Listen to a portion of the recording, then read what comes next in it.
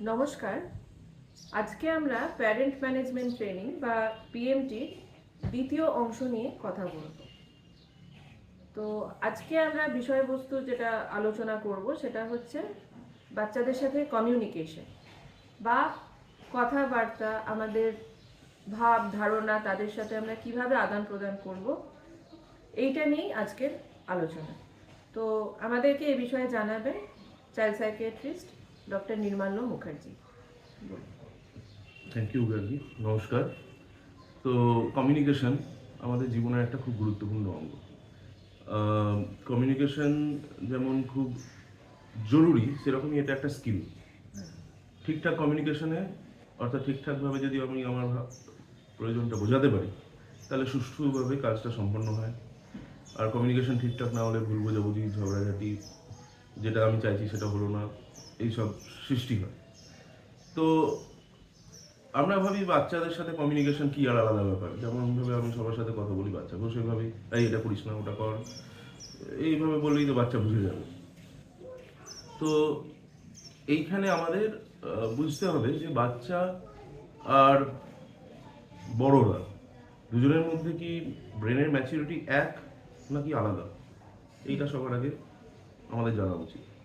মানে আমি যেভাবে কথা বললে একটা বড় অ্যাডাল্ট ম্যাচিওর ব্যক্তি বুঝতে পারেন, ঠিক সেইভাবে কথা বললে কি একটা 10-12 বছরের বাচ্চা বুঝতে পারবে? প্রশ্নটা যদি করা হয়, উত্তর হবে না।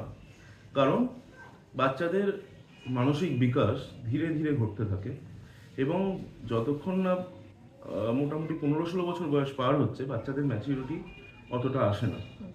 তো সেই জন্য আমাদের কমিউনিকেশন করার সময় অবশ্যই মাথায় রাখতে হবে বাচ্চাদের সাথে যে আমি যার সাথে কমিউনিকেট করতে চাইছি সে আমার থেকে অনেকটা ম্যাচুরিটি লেভেলে কম। সুতরাং আমি যেন তার কাছ থেকে এমন যুক্তি বা এমন কিছু আশা না করি যেটার জন্য ম্যাচুরিটির দরকার। আমরা অজান্তে আসলে এটাই করে বসি, ফলে বাচ্চাদের সাথে ঠিকঠাক কমিউনিকেট করা হয় না এবং বাচ্চারা বুঝতেও পারে না, অশান্তির সৃষ্টি হয়। তো কমিউনিকেশন করার প্রধান কয়েকটা ফিচার্স আমি বলে দিচ্ছি এখানে। প্রথম কথা হচ্ছে যে সিম্পল কমিউনিকেশন বা সিম্পল সেন্টেন্সে কমিউনিকেশন, সরল ভাষা। অর্থাৎ যে ভাষাগুলোই একটা ইনস্ট্রাকশন একবার দেওয়া হচ্ছে, এমন নয় যে তুই কেন এটা করলি, ওটা তো করা উচিত ছিল না, তারপর তোর এটা এইভাবে করতে হতো। এটা একটা জটিল কমিউনিকেশন, 3-4টে সেন্টেন্স একসাথে জুড়ে আছে। সে জায়গায় আমি যদি জাস্ট বলি এইটা বাবু এইভাবে করো, এখানে এসে বসো, এই তুই কেন ছুটে বেড়াচ্ছিস বলা চাইতে এখানে এসে বসো, এটা হলো সরল ভাষা। বাবু আমি চাই তুমি বিকেলবেলা চুপ করে বসে থাকো, বা বিকেলবেলা তুমি পড়তে বসো, 5টার সময় পড়তে বসো, মানে একটা সরল ইনস্ট্রাকশন। কিন্তু বাবু তোমার তো পড়া উচিত ছিল, অনেকদিন ধরে পড়া হচ্ছে না, হোমওয়ার্ক বাকি আছে, 5টার সময় পড়তে না বসলে কিছুই হবে না, তোমার জীবন শেষ, পড়তে বসতে হবে, এত কিছু বললে বাচ্চা বুঝতে পারবে না। তো এটা হচ্ছে প্রথম সিম্পল সেন্টেন্সে কমিউনিকেশন। দ্বিতীয় যেটা, সেটা হচ্ছে যে বাচ্চাদের আমি না, মানে কোনো একটা জিনিস সে করছে, আমি তাকে সেটা বারণ করছি, না তুমি এটা করো না, তাহলে বাচ্চারা বুঝতে পারে না অ্যাকচুয়ালি তার এর বদলে কি করা উচিত। তো সেই জন্য আমাদের সবসময় দেখতে হবে যে আমি যেন বাচ্চা অ্যাকচুয়ালি যেটা আমি চাই সেইটাই যেন বলি যে তুমি এটা করো, রাদার দ্যান তুমি ওটা করো না। যেমন একটা উদাহরণ দিচ্ছি, বাচ্চা ধরুন ছোটাছুটি করছে, এই ছুটো না, বাচ্চা তাহলে বুঝবে না যে না ছুটে আমি কি করবো, হাঁটবো। তার জায়গায় আপনি বলুন চেয়ারে এসে বসো, এটা একটা ক্লিয়ার ইনস্ট্রাকশন। বা আস্তে আস্তে হাঁটো, ক্লিয়ার ইনস্ট্রাকশন। ছুটো না বলার চাই, টেবিলের ওপর লাফিও না বলার চাইতে টেবিলের পাশে চেয়ারটা টেনে নিয়ে বসো। সেরকমই চেঁচিও না বলার চাইতে মুখে আঙুল দিয়ে বসো। অনেক এরকম অনেক উদাহরণ আপনারা ক্রিয়েটিভলি চিন্তা করতে পারেন যে যে জিনিসটা আমাকে বারণ করতে হচ্ছে আমি তার অপোজিট জিনিসটা, মানে যেটা আমি চাইছি বাচ্চার কাছ থেকে আসলে, সেটা আমি কিভাবে হ্যাঁ বাচক শব্দে বলতে পারি, না বাচক শব্দে না বলতে। এইটা দ্বিতীয়। তৃতীয় এবং খুব গুরুত্বপূর্ণ হচ্ছে যে বাচ্চা অনেক সময়তে আইডিয়া করতে পারে না যে অ্যাকচুয়ালি যেটা আমাকে করতে বলা হলো সেটা কিভাবে করতে হবে। তো তো সেই জন্য আমরা যদি বড়রা একটু মাইন্ডফুল হই, একটু যদি কেয়ারফুল হই, তাহলে আমি আগে থেকে আশা করবো না যে বাচ্চা সব জেনে বসে আছে, যে আমি যা বলবো তাই বাচ্চা করে ফেলতে পারবে। অনেক সময় আমরা বলি যে আপনি ব্যাপারটা করে দেখান, বাচ্চার সামনে একটা এক্সাম্পল ক্রিয়েট করুন, যে আমি চাইছি তুমি এইভাবে কাজটা করো, বলে আপনি কাজটা করে দেখিয়ে দিন যে কীভাবে আপনি চাইছেন। ধরুন আপনি চাইছেন যে বাচ্চা ধরুন হাত এইভাবে এইভাবে ছুটছে, আপনি চাইছেন যে বাচ্চা হাতটা না ছুঁড়ে এইভাবে রাখুক, আপনি করে দেখেন যে বাচ্চা হাতটা যেন এইভাবে রাখে, তো আপনি করে দেখেন যে তুমি বাবু হাতটা তুমি এইভাবে রাখো। তাহলে এটা হলো করে দেখানো, এক্সাম্পল ক্রিয়েট করা। এটা আমাদের বডি ল্যাঙ্গুয়েজের থ্রু দিয়ে যদি আমি এটা কমিউনিকেট করি, করে দেখিয়ে, তাহলে বাচ্চারা সহজে বুঝতে পারে। তো এই হলো 3টে ফিচার্স। এইবার 4 নম্বর আমি বলবো, মানে কি কমিউনিকেট করাটা একটা স্কিল অ্যান্ড আর্ট, যেখানে আমার ভয়েস টোনটা খুব ইম্পর্টেন্ট।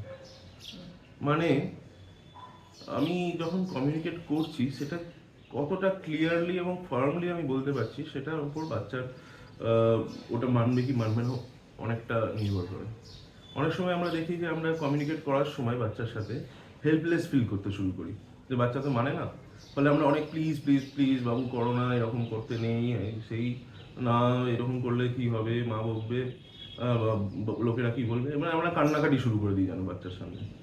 সেটা না করে একটা ক্লিয়ার ফার্ম ভয়েস, বাবু এইভাবে বসো, বাবু এখানে এসো, খাতাটা নাও, আর ক্লিয়ার এবং ফার্ম ভয়েসটা, আপনাকে ভয়েসটা মডুলেট করতে শিখতে হবে।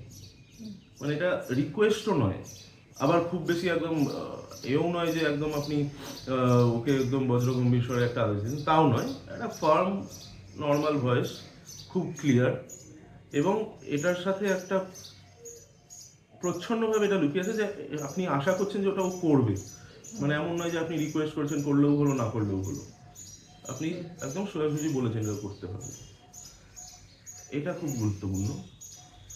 আর একটা জিনিস আমরা করি, অনেক সময়তেই আমরা এরকমভাবে কমিউনিকেট করে ফেলি, বাবু তুমি এটা করলে কিন্তু পরে আমি তোমাকে চকলেট দেবো, নিয়ে পরে আমরা দিতে ভুলে যাই। এই জিনিসটা মাথায় রাখবেন, যেটা কমিউনিকেট করেছেন সেইখানে সত্যবাদিতা বজায় রাখা উচিত।